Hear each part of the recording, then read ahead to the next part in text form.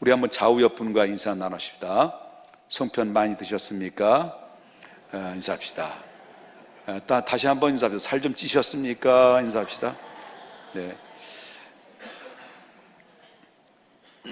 저는 지난주에 이어서 이제 계속 고린도전서 10장에 나오는 말씀을 통해서 함께 은혜를 나누고자 하는 것은 감당할 수 있습니다 라고 하는 제목을 가지고 우리 함께 은혜를 나누고자 합니다.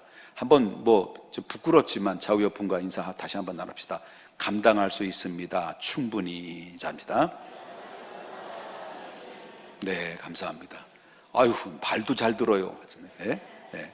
자, 지난주에 말씀 통해서 함께 은혜를 나눴던 것처럼 고린도전서 10장에는 이스라엘 과거의 역사에 대해서 바울은 쭉 훑어가면서 이스라엘 과거의 백성들이 어떻게 실패하는 삶을 살았고 그 실패 속에서 어떻게 그들은 목적지까지 갈 수 있었던 것인가 라고 하는 거에 대한 교훈을 우리가 그 말씀을 통해서 배웠습니다.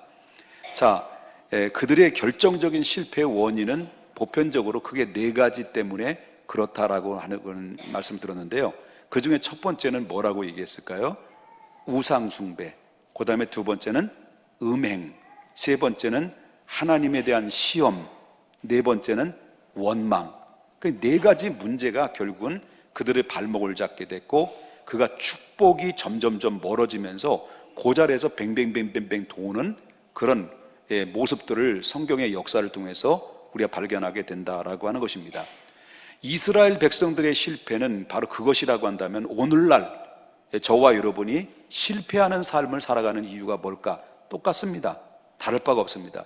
이스라엘 백성들의 역사 속에서 발견한 4가지의 모습은 고스란히 우리에게도 실패할 수밖에 없는 유혹과 문제가 될 수 있다는 것을 우리가 보게 된다는 거죠. 우리는 우상 앞에 절한 적도 없고 고유의 명절인다 할지라도 제사를 드리지 않았다. 자신 있게 어깨에 훅가시를 줄 수가 있습니다. 그렇지만 어떤 보이는 형상에다가 절을 하지 않았다 할지라도 마음속에 그려지는 우상들은 여러분, 우리가 보이지 않는 우상도 우상이라는 걸 알아야 됩니다. 보이지 않는 이 마음속에 그려진 우상들이 얼마나 우리 안에는 우글거리면서 우리를 실패하게 만듭니까? 하나님을 바라보는 시선을 빼앗기게 만드는 이 보이지 않는 내 마음속에 자리 잡고 있는 이 우글거리는 우상들이 결국 하나님을 바라보고 하나님의 사랑을 시선에 대해서 빼앗겨버리는 일들이 얼마나 많이 있습니까? 그 다음에 음행입니다. 음행은 이 음행에 대한 유혹은 누구나 더 신분에 상관이 없습니다. 신분이 남녀노소 상관없이 결국 상관이 없는 겁니다. 음행의 마음들은 누구나 언제나 그 마음속에 자리 잡을 수가 있기 때문에 여기에는 목사도 해당될 수 있고 이 유혹에 넘어갈 수 있는 것은 모든 신분 고의를 이렇게 고하를 막론하고 모든 것이 유혹의 대상이 된다라는 것이고요. 우리가 또 하나님이 살아계신 거 맞아? 내가 믿어봤더니 하나님 살아계신 것 같지도 않고 나는 허무한 것 같아 라고 하면서 내가 믿는 하나님에 대한 신뢰가 무너질 때도 있습니다. 정말 하나님을 시험할 때도 있다는 거예요. 그 다음에 세 번째는 원망입니다. 내가 최선을 다해서 하나님을 섬겼는데 하나님 앞에 최선을 다해서 나름대로 기도하고 하나님 앞에 예배 드렸는데 하나님이 나에게 해준 게 아무것도 없다 하면서 하나님을 원망하는 이런 모습들은 결국은 분명히 우리는 그 천지를 지으신 여호와 하나님이 항상 우리와 함께 하셨는데 우리 스스로가 하나님과는 상관없이 여러분 우상과 그 다음에 음행과 하나님을 시험하는 것과 원망으로 결국 스스로 무너지는 이런 일들로 인해서 저 만끽해야 될 목적과 방향을 향해서 가지 못하고 그냥 그 자리에서 뱅뱅뱅뱅 도는 패배의 쓴 잔을 마시는 삶을 살아가는 경우들이 너무나도 많이 있다라고 하는 것입니다. 자, 그렇다면 구약의 이스라엘 백성들이 광야에서 실패한 근본적인 핵심적인 것이 뭐냐? 종합적으로 큰 덩어리 중에 핵심이 뭐냐라고 말을 했을 때 그 중에 첫 번째는요, 한 가지 딱 한마디로 말한다면 그들이 선줄로 생각했기 때문에 그렇다. 12장에 나오는 너희가 선줄로 생각하느냐, 12절에 보니까 너희가 선줄로 생각하느냐, 그 다음에 뭐라 그랬습니까? 넘어질까 봐 조심하라고 말했습니다. 이스라엘 백성들은 선줄로 생각했던 거예요. 그렇다면 선줄로 생각했다라는 그 말의 의미는 무엇일까? 여러분, 광야에 들어서기 전에 이스라엘 백성들은 어디에서 430년 동안 살았어요? 애굽에서 430년 동안 그들은 살았던 거예요. 그 애굽에서 그 신분은 어떤 신분이에요? 그들의 신분은 노예예요. 430년 동안 처절하게 노예된 삶을 살아왔고, 그들은 자유가 박탈당하고, 그리고 기쁨도 없고 감사도 없고 감격도 없는 그러한 삶을 살았던 사람들이 노예였던 이스라엘 백성들이었습니다. 그런데 이 노예 신분에서 이 사람들이 하나님의 놀라운 능력으로 모세를 그들에게 보내가지고 그들을 극적으로 탈출시켜요. 그리고 홍해 바다를 통과시킵니다. 그러므로 말미암아 그때부터 노예의 신분에서 누구의 신분으로 바뀌어졌냐면 하나님의 백성으로, 하나님의 선민으로 신분이 달라지기 시작해요. 이게 바로 이스라엘 역사예요. 그런데 이제 노예에서 해방되어 하나님의 백성이 됐는데, 근데 문제는 바로 뭐냐면 이들이 하나님의 은혜를 잃어버렸다는 거예요. 다시 말한다면 여러분 알다시피 이 가난에 쪼돌리며 살며 가난하게 허덕이며 살았던 사람이 어느 날 갑자기 돈벼락을 맞은 거예요. 이런 사람을 뭐라고 말해요? 졸부라고 말해요. 졸부. 여러분, 졸부의 특징이 바로 뭐냐면 돈은 왕창 벌었어. 갑자기 막 돈벼락을 맞아가지고 왕창 벌었는데, 근데 돈 많은 것 때문에 앞뒤 안 가리고 막 쓸 거 쓰고 안 쓸 거 안 쓰고, 아니 쓸 것 안 쓰고 막 아니지, 쓰고 싶은 거 다 쓰고 안 쓰고 싶은 거 아니지, 다 쓰고. 한마디로 말하면 과소비에 넘쳐서 사치와 향락으로 늘 젖어 있어요. 전에는 안 그랬는데 갑자기 부자가 되니 사람이 태도가 180도로 달려가지고 어깨에 훅가시를 주면서 다리를 떨고 다녀. 이런 사람들이 뭐냐? 왜 그러냐? 자기가 좀 선줄로 생각한 거예요. 과거에 내가 가난한 가운데, 어려운 가운데서 내가 이렇게 복을 받았는데, 정말 이 아끼고 아껴서 정말 보람찬 일로, 보람찬 삶으로 살기 위해서는 점점 우리가 성숙한 면모로 내가 나가야겠다는 생각이 아니라 그냥 다 된 줄로 생각하는 거예요. 이게 바로 졸부의 특징이다라고 하는 거죠. 이스라엘 백성들이 그렇다는 거예요. 노예에서 하나님의 백성이 되기까지는 자기 스스로 된 줄로 알았던 거예요. 그런데 하나님께서 베풀어 주신 은혜가 그때까지 얼마나 많았냐는 거예요. 여러분, 애굽에서 노예 생활을 했을 때 모세를 보내가지고 바로에게 하나님의 내 백성을 이끌라고 해서 내놔라 했더니 못 나겠다 했더니 막 재앙을 내려줘가지고, 그래요, 바로에게 혼쭐을 냈는데 10가지 재앙을 내렸는데 10가지 이 재앙들이 전부 다 기적 같은 재앙들이에요. 그래서 여러분, 마지막 6월절에는요 좌우의 문설주에 어린 양의 피를 바르게 해가지고, 그래 죽음의 사자가 지나가서 하나님의 말씀을 믿음으로 순종한 가정들은, 피가 발라져 있는 가정들은 죽음의 사자가 그냥 지나가 버리고, 하나님의 말씀을 순종하지 않는 가정들, 그 나라의 애굽의 장자들은 전부 다 죽었어요. 줄초상해 났어요. 울음바다가 통곡의 눈물이 흘렸어요. 이런 기적 같은 일들을 보면서 여러분, 홍해 바다를 건널 때 그들이 뭡니까? 그들의 힘으로 한 것이 아니에요. 하나님의 홍해 바다를 육지처럼 쫙 갈라나갔을 때 그 홍해 바다를 통과할 때 그들의 입술을 통해서 뭘로 고백합니까? 엘샤다이, 엘샤다이, 엘샤다이 하나님을 찬양하면서 하나님 앞에 그 육지같이 갈라놓은 길을 통과했단 말이에요. 하나부터 10까지, 하나부터 지금까지 오기까지는 하나님이 전부 다 하신 역사들이었어요.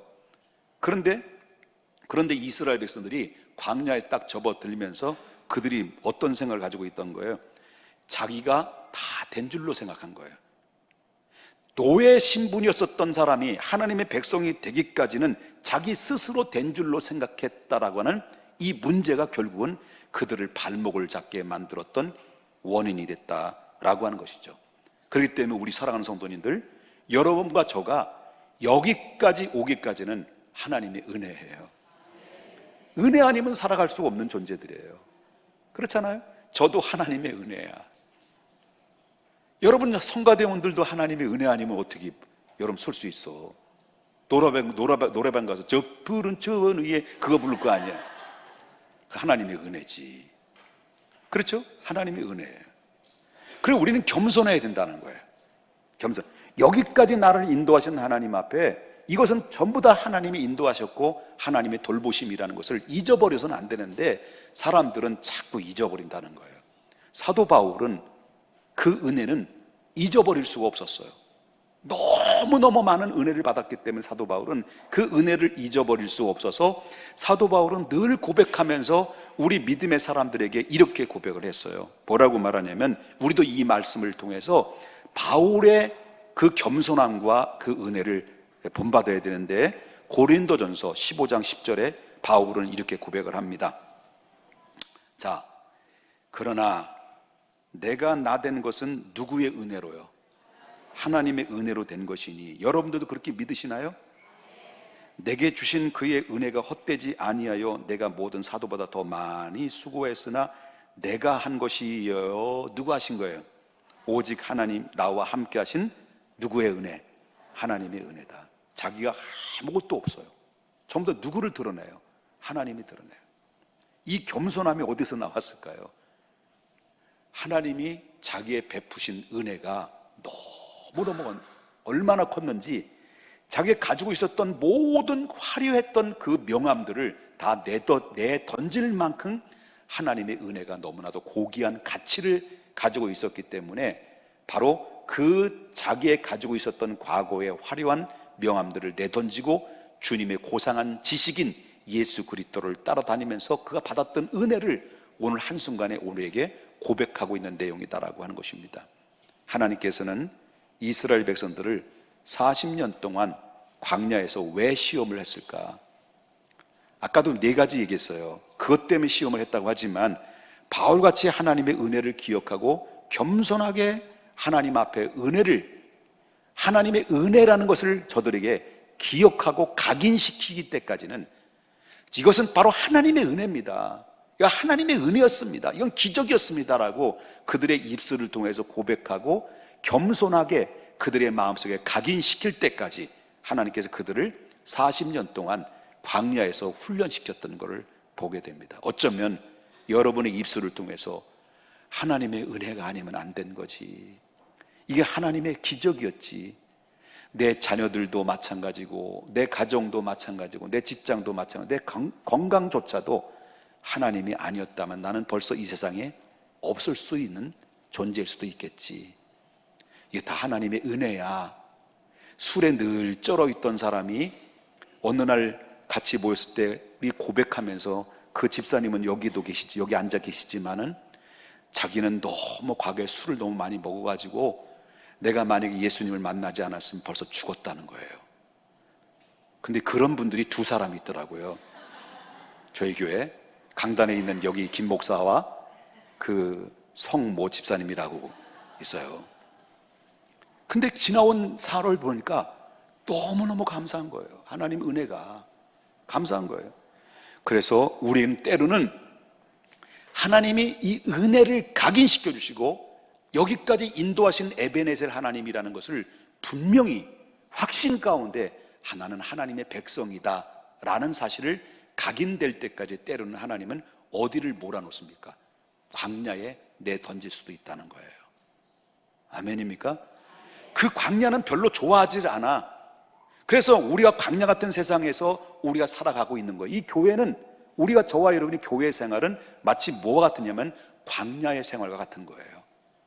그래서 우리는 광야 같은 생활 속에서 저와 여러분이 승리하기 위해서는 승리의 비결이 뭘까? 우리가 실패하지 않고 정말 승리의 삶을 살기를 원한다고 한다면 우리는 항상 잊지 말아야 될 것이 있습니다. 그 잊지 말아야 될 것 중에 첫 번째가, 우리가 하나님의 백성임에도 불구하고 이 세상을 살아가면서 언제든지 시험은 찾아올 수 있다는 것을 기억해야 한다는 거예요. 시험은 찾아올 수 있습니다. 우리 본문에 다시 한번 읽어볼까요? 본문에 다 같이 한번 큰 목소리로 읽어보겠습니다. 시작. 사람이 감당할 시험 밖에는 너희가 당하는 것이 없나니 오직 하나님은 미쁘사 너희를 시험을 당함을 허락하지 아니하시고 시험 당할 즈음에 또한 피할 길을 내사 너희로 능히 감당하게 하시느니라. 아멘. 아멘입니까? 우리가 신앙생활을 잘하면, 열심히 하나님 앞에 예배드리면 시험이 없을 거라고 생각을 하죠. 그런데 내가 예배 잘 드리는데, 내가 교회 와서 열심히 새벽 기도도 하고 저녁 기도회도 하고, 그리고 나는 때를 따라서 하나님 앞에 기도 생활도 열심히 하고 봉사 생활도 빠지지 않고 열심히 하고 나름대로 직분을 가졌는데, 그 정도면 별 어려움이 없이 살아갈 수 있겠지, 시험은 나하고 관계가 없겠지 라고 생각할 수 있지만 그건 아니다라는 거예요. 하나님의 아들 되신 예수 그리스도를 보십시다. 하나님의 아들 되신 예수 그리스도께서 공생애를 시작할 때 광야에서 며칠 동안 금식을 하셨어요. 40일 금식을 했었어요. 40일 동안 금식을 하시면서 예수님께서 그 금식하는 영적인 최절정에 이르렀을 때에도 누가 찾아왔어요? 마귀가 찾아왔어요. 마귀가 찾아와서 예수님을 무너뜨리려고 시험을 했던 거예요. 그 시험을 통과했어요. 그리고 공생애를 시작하면서 제자들을 선택하고 복음을 증거하는 그 현장 속에 늘 따라다니면서 누구를 시험을 합니까? 예수님을 시험했다는 거예요. 예수님도 이 땅의 공생의 기간 동안에 사탄의 시험과 수많은 사람들로부터 유혹과 시험들을 당했는데, 우리는 별 수 있습니까? 하나님의 백성인 하나님의 자녀들도 당연하게 마귀는 중단 없이 계속해서 우리를 향해서 유혹하고 시험으로 다가온다는 것입니다. 이게 현재 진행형입니다. 그렇기 때문에 광야길을 걸어가는 우리 모두에게 언제나 우리는 시험이 올 수 있다라는 그 단단한 각오를 가지고 준비하는 자세가 그 무엇보다도 중요하다. 오히려 시험이 없는 게 이상한 겁니다. 그래서 시험은 언제나 있는 것을 알고 대비해야 되는 것인데, 그럴 때 시험이 오는 것 같다라고 할 때 왔구나 배뱅이가 온 게 아니라 시험이 왔구나, 그래서 이럴 때 시험이 오는구나 그러면서 나사렛 예수 그리스도의 이름으로 무장하고 이런 시험을 잘 대처를 할 때 바로 지혜롭게 앞을 향해서 전진할 수 있는 것입니다. 그렇기 때문에 우리는 언제나 시험이 올 수 있다, 올 때마다 이것은 내가 한 단계 나를 더욱더 도약할 수 있는 이 시험의 단계를 통해 디딤돌이다 라는 생각과 사고를 가지고 나갈 때 언제든지 실망하지 않고 넘어지지 않고 다시 일어설 수 있는 것이라는 사실을 믿으셔야 될 줄 믿습니다. 시험은 언제나 손님처럼 찾아오지만 우리가 꼭 알아야 될 것을 두 번째는 바로 뭐냐면, 시험은 당한다 하지라도, 누구나 온다고 그랬어요. 온다고 할지라도 시험을 당하지만 시험 당할 때쯤 됐을 때는 하나님은 피할 길도 주신다는 거예요. 믿습니까? 피할 길도 주신다. 자, 13절 다시 한번 볼까요? 오늘 본문에 사람이 감당할 시험 밖에는 너희가 당할 것이 없나니 오직 하나님은 미쁘사 너희가 감당할지 못할 시험을 당함을 허락하지 아니하시고 그 시험 당할 즈음에 또한 뭐 할 길도, 피할 길도 내사 너희로 능히 감당하게 하시느니라. 할렐루야. 고단한 인생길 힘겨운 오늘도 예수 내 마음 아시네. 지나온 새 아픔도 마주할 세상도 예수 내 마음 아시네. 믿음의 눈 들어 주를 보리 이 또한 지나가리라. 주어진 내 삶의 시간 속에 주의 뜻 알게 하소서. 피난처 있으니 환난을 당한 자 이리 오라. 땅들이 변하고 물결이 일어나 산 위에 넘치네. 두렵잖네. 높으신 하나님 우리를 구하니 할렐루야. 괴로움이 심하고 환난이 극하나 피난처 되시는 주 하나님, 피난처 되시는 주 하나님이 계시다는 사실을 믿으시기 바랍니다. 하나님은 우리가 잘못된 신앙의를 깨우치기 위해서 종종 경고를 내려줘요. 경고의 종을 땡땡땡 울려요. 그런데 우리는 어떻습니까? 경고의 소리를 미련해서 못 들어요. 그 못 들을 때가 있어요. 그런데 이 사람의 병이 크게 걸리게 되면 처음에는 몰라요. 그 병이 오기까지는 여러분 그 수많은 경고들이 그 안에 신호를 보낸다는 거예요. 그 신호들을 보내는데, 수많은 경고들을 다 신호를 보내는데 사람들은 그 경고에 무시하고 그냥 지나쳐 버리다가 결국은 큰 병을 얻게 된다라는 얘기예요. 저도 목회 30년 하다 보니까 별일 다 있었습니다만은 저는 급성 간염으로 4번 쓰러졌어요. 4번. 4번 입원을 10일 이상 입원을 했는데 3번은 입원을 하고 마지막 하도 쓰러지니까 마지막에는 창피해가지고 공개를 못하겠더라고요. 몰래 입원을 해다가 퇴원을 했거든요. 여러분, 간 때문에 쓰러질 때 저는요 병원 가는 걸 되게 싫어했어요. 주사 맞는 거, 침 맞는 거 너무 무서워해요. 빠따 맞는 거는 별로 안 무서운데 주사 맞고 침 맞는 거 너무 무서워. 특수부대 출신인데. 근데 이게 몸에 신호가 오는데 그게 싫은 거예요. 병원에 가는 게 너무너무 싫어요.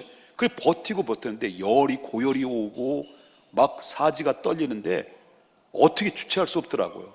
그 병원에서 우리 집사람이 약국에서 타는데 약국에 가보니까 빨리 병원에 가보라고. 그 병원에 가서 그러니까 이 간 수치가 2000까지 올라간 거예요. 조금만 한 1분, 1시간만 늦게 들어갔으면 간이 녹아서 혼수 상태에 빠질 수 있는 단계에 이르기 직전까지 제가 버텼다니까요. 대단한 버팀이죠. 죽으려고 환장한 거죠. 근데 그 전에 면역력이 떨어지는 것을 느껴요. 제 몸이 간에 문제가 왔을 때 면역력이 떨어지는 걸 느끼더라고요. 근데 신호를 계속 보내는데도 불구하고 무시하다 보니까 결국은 간 때문에 고생을 많이 하고, 또 한 가지 얼굴이 입이 돌아간 적도 있어요. 그때도 그 전에 너무 면역력이 떨어져서 인천공항에 가는데 화장실 가니까 피똥이 나오더라고요. 그리고 나서 좀 조심하고 이렇게 좀 몸을 쉬어야 되는데 그냥 사역이라고 하면 그때는 설교하면 침이 앞에까지 튀어나올 정도로 열심히 열정을 가지고 물불을 안 가리고 했으니까, 그러니까 물불을 안 가리고 하다 보니까 결국은 집회 때 샤워를 하는데 입이 이상해지고 칫소리를 지르는데 입이 새는 거예요. 그래서 한 달 만에, 꼼짝도 하다 한 달 만에 돌아왔는데 어떤 집사님이 얼마나 불쌍한지 그 뱀 같은 거 있잖아요. 그게 뭐라 그래, 이게? 웅어를 잡아가지고 피를 이렇게 바르면 이렇게 된다고 그러죠. 우리 장로님들이 잡아가지고 피를 빼가지고 얼굴에 발랐는데, 난 그건 굳게 믿었어요. 주님이 돌아오게 하실 줄 믿고, 나는 주님의 음성을 좀 믿고 주님 돌아올 줄 믿습니다 하고 발랐는데 꼼짝도 안 하더라고요. 그래가지고 시험 들어가지고 그래서 한 달 동안 이게 돌아간 상태 속에서 있다가 한 달 지나니까 다시 돌아오더라고요. 몸 안살이다니까. 몸살하지 않고 면역력이 떨어진 것도 모르고 그냥 경고를 내는데도 묵묵하게 지나쳐 버리다 보니까 나중에 큰 화근이 되는 그런 모습들도 보게 됐다라고 하는 겁니다. 사랑하는 여러분, 우리가 생각하면 우리가 이러면 안 되는데, 이건 아닌데, 이건 위험한 건데 라고 하면서도 불구하고, 이건 분명히 알고 있으면서도 불구하고 그냥 계속 지나쳐 버리다가 결국 문제가 발생되는 그런 원인들이 있다라고 하는 거예요. 사랑하는 여러분, 우리가 꼭 기억할 것은 하나님은 그럼에도 불구하고 시험 당한다 하더라도 하나님은 우리를 아예 넘어지고 아예 쓰러지고 아예 우리를 완전 쫄딱 망하도록 우리를 내버려 두지 않는다라고 하는 거예요. 결국 제가 이렇게 섰잖아요. 4번 쓰러졌는데도 섰잖아요. 이게 자랑이냐? 자랑할 건 아무것도 아니지만 그렇잖아요. 예, 별로 반응이 없는 것 같아서.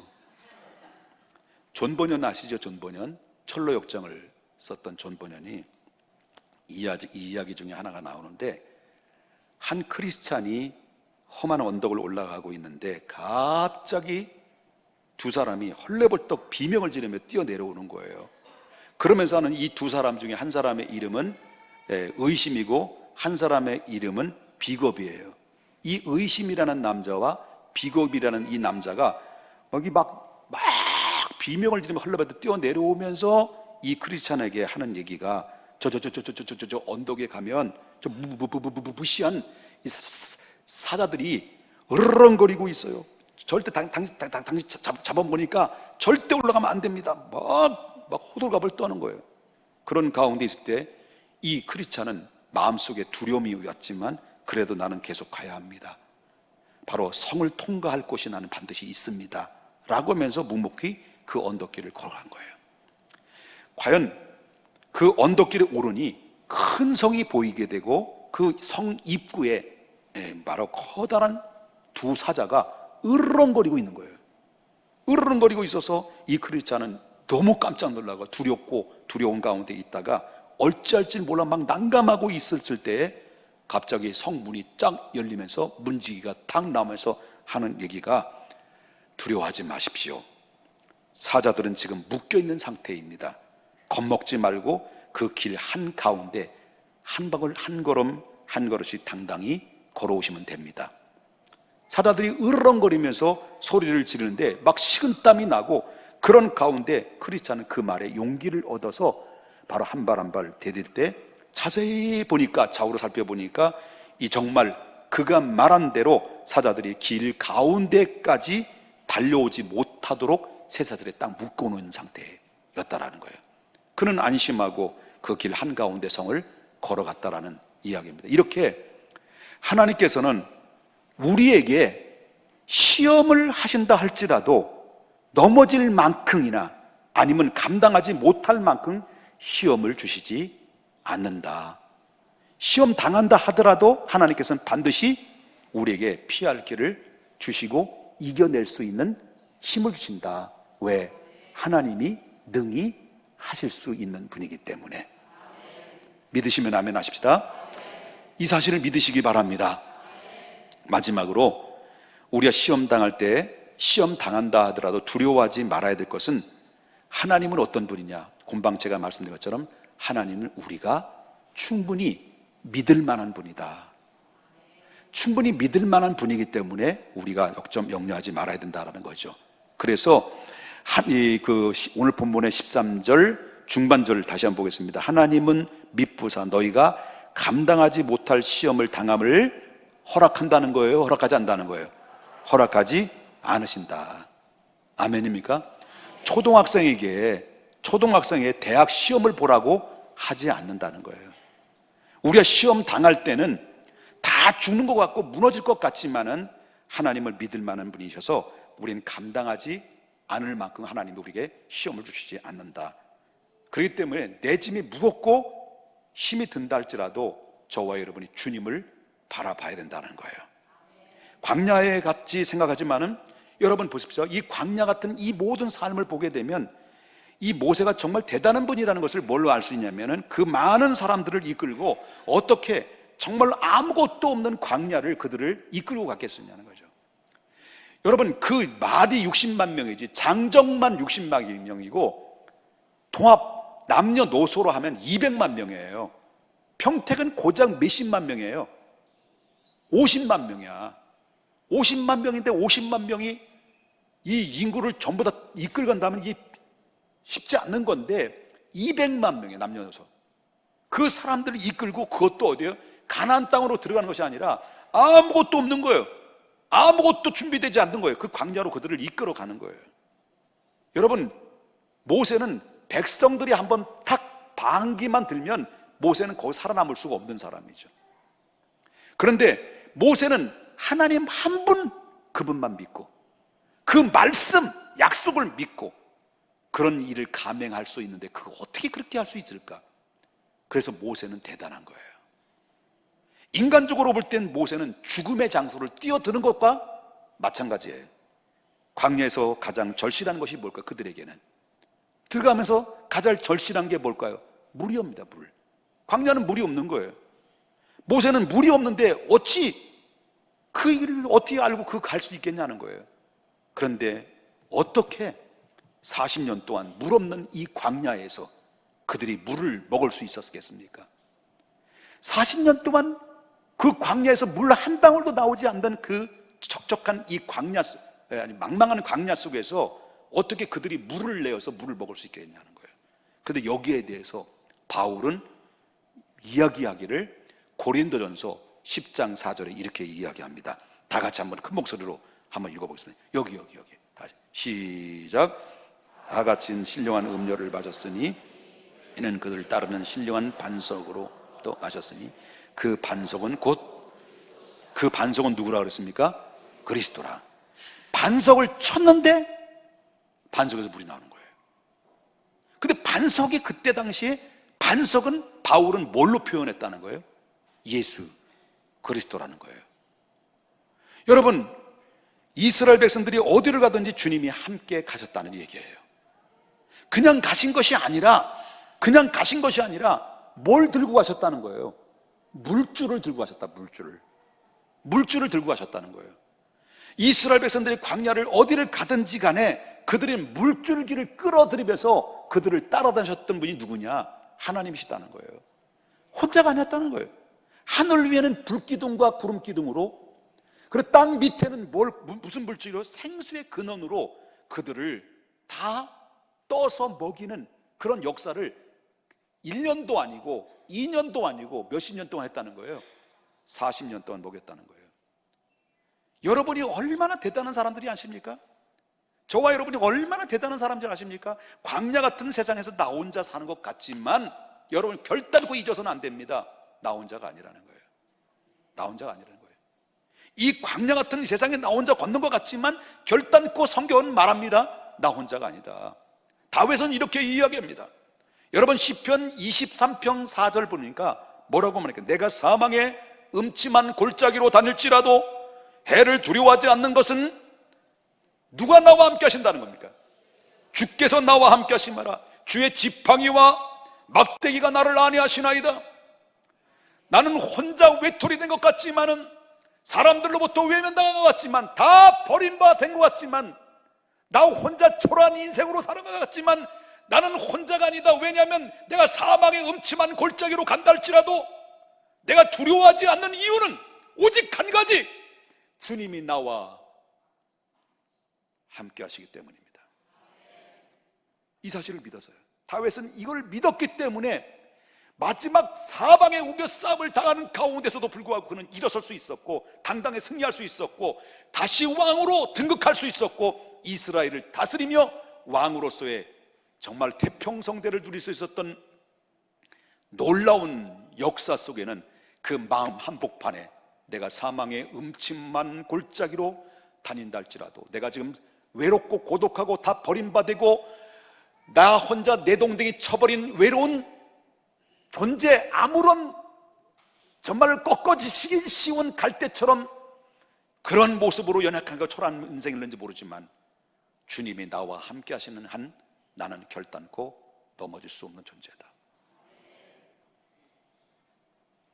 여러분, 이 세상을 살아가면서요, 나는 도저히 더 이상 견딜 수가 없습니다. 하나님, 너무 목마릅니다. 너무 버틸 힘도 없습니다. 이렇게 생각할 만큼 어려운 환경에 만날 때가 있을 거예요. 여기 앉아 계신 분들도 티는 낼 수는 없지, 말은 할 수는 없지, 나 혼자 이 마음 안에서 끙끙 앓면서 고난과 아픔 속에서 상처로 얼룩져 있는 가운데 어려운 환경을 만날 때 방법을 찾지 못해 답답해서 여러분 이 시간 목말라 하고 있는 분들이 여기 앉아 있을 거예요. 한 가지 꼭 기억하십시다. 그럴 때마다 반석이신 예수 그리스도를 찾으십시오. 그리고 구하십시오. 그분은 언제든지 반석을 내서 우리의 다시 생수로 우리의 목마름을 죽여주실 것입니다. 수고하고 무거운 짐진 자들아, 다 내게로 와라. 방법은 내게로 오는 길밖에 없다. 그러면 내가 너를 쉬게 하리라. 영혼의 참된 자유와 기쁨과 평안이 어디서 온 겁니까? 돈을 얻어서, 명예를 얻어서, 정치를 통해서, 야망을 통해서 얻어지는 것이 아니라 위에서 내려줘야 됩니다. 어느 곳에든지, 어느 형편에서든지, 공중에서든지 지하에서든지 하나님의 능력이 항상 우리를 따라다닌다는 거예요. 따라다닌다. 영원한 반석이신 예수 그리스도를 따라다님으로 절대 우리는 걱정할 필요 없습니다. 어느 경우에도 우리는 살 길이 있기 때문에 아무리 어려운 문제를 만난다 할지라도 끝난 것이라고 생각하면 안 됩니다. 끝난 것이라고 하는 것이 아니라 주님은 우리의 감당할 시험밖에 주시지 않는 것을 결단코 명심해야 된다는 거죠. 다윗은 또 이렇게 얘기합니다. 시편 42편 5절에 내 영혼아 내가 어찌하여 낭망하며 불안하여 하는고 너는 하나님을 바라라 그 얼굴의 도우심을 인하여 노이려 찬송하리라. 나의 도우신 주님 죽은 자를 살리며, 우리 주님이 내 영혼을 다시 살리시고 내 영혼을 소생케 해주시는 분은, 여러분의 인생의 길에 동반자가 되어주실 분은 내 아내도 영원히 함께 할 수 없어요. 내 남편도 영원히 함께 할 수 없어요. 내 부모님도 내 자식도 나와 영원히 함께 해줄 수 없어요.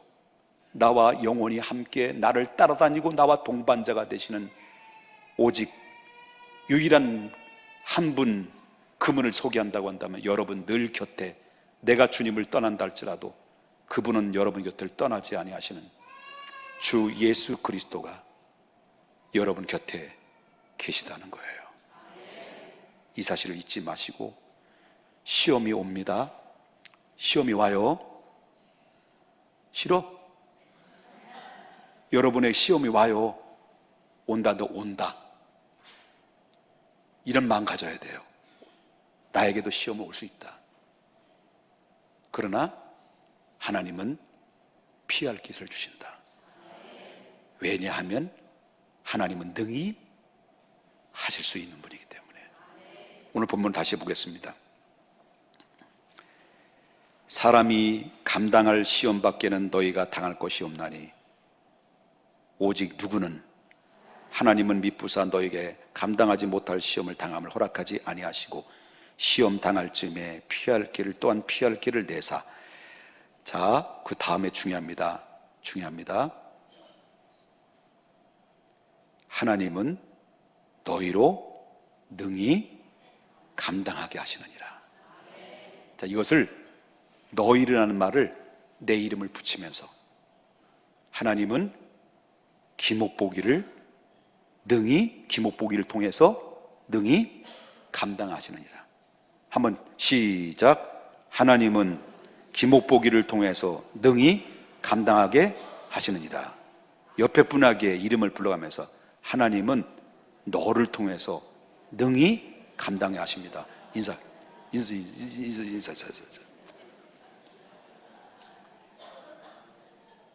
반말하죠? 네. 믿습니까? 하나님이 살아계십니다. 하나님 능히 여러분과 함께 하시고 이길 수 있도록 도와주시는 하나님의 능력이 여러분과 함께 하시기를 주님의 이름으로 축복합니다. 네, 기도하겠습니다.